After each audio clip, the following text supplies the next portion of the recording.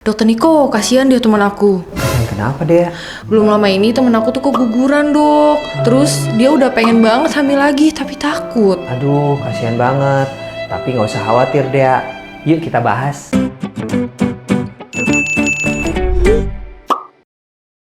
Hai Smart Moms Indonesia, welcome back to Dr. Niko Channel. Nah, kali ini kita akan bahas tentang kapan sih bisa hamil lagi pasca keguguran dan apa aja yang harus dipersiapkan. Sebenarnya, pasca keguguran WHO sudah menyarankan minimal 6 bulan karena ada beberapa sebab yang mungkin bisa diperhatikan seperti adanya anemia dalam kehamilan ataupun kejadian keguguran yang bisa saja berulang. Namun, dari beberapa penelitian tidak terlalu bermanfaat untuk menunda kehamilan selama 6 bulan. Bahkan ada yang disarankan segera hamil kembali setelah melewati masa nifas dan memasuki masa siklus menstruasi kembali, di mana sudah ada sel telur yang kembali berkembang. Nah, tetapi mengapa WHO menyarankan 6 bulan juga bukan tanpa dasar tertentu. Misalnya, pada kasus-kasus di mana pasien terinfeksi TORCH atau toxoplasma, rubella, cytomegalovirus, herpes, atau penyakit-penyakit lainnya seperti hepatitis B, HIV,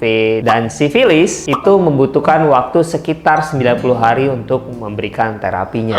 Nah, apabila infeksi ini masih ada, maka bisa saja menyebabkan keguguran berulang. Begitupun juga misalnya adanya penyebab lain. Contohnya, pada kasus-kasus di mana terjadi penyakit autoimun ataupun clotting disorder atau pembekuan darah. Nah, pada kasus ini juga sebenarnya membutuhkan terapi sebelum Smart Moms kembali hamil untuk mengurangi insidensi terjadinya keguguran berulang. Namun, apabila tidak ditemukan penyebab-penyebab seperti yang sudah disebutkan sebelumnya, bisa saja Smart Mom segera hamil karena mungkin saja kehamilan yang lalu hanya disebabkan oleh kelainan kromosom. Jika Smart Moms ingin mengetahui apakah ada faktor resiko pada Smart Moms ataupun suami terhadap kemungkinan kelainan kromosom ini, bisa saja nih dilakukan pemeriksaan misalnya dari darah pada Smart Moms atau dari sperma pada suami. Apabila ditemukan DNA fragmentation index yang cukup tinggi pada suami, maka bisa saja terjadi keguguran berulang akibat kelainan kromosom yang berulang. Begitupun apabila ditemukan kelainan kromosom pada ibu,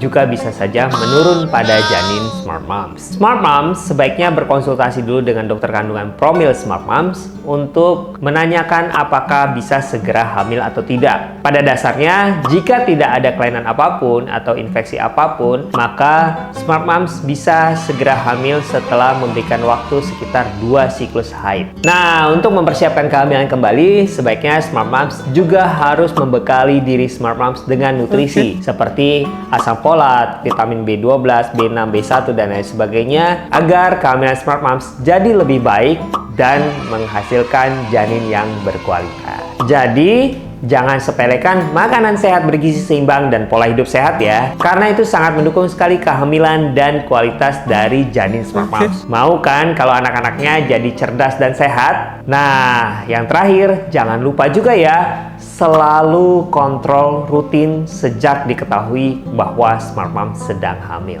Jadi gitu deh ya, nggak perlu khawatir dulu ya. Smart Moms juga nggak perlu khawatir. Paham kan? Paham kan? Nah, kalau Smart Moms masih punya pertanyaan lain, boleh nih tulis di kolom komentar di bawah atau kunjungi Instagram saya di Nicholas_SPOG. Dan ingat-ingat untuk like, subscribe, dan share video ini supaya saya tetap bisa menjawab pertanyaan Smart Moms se-Indonesia.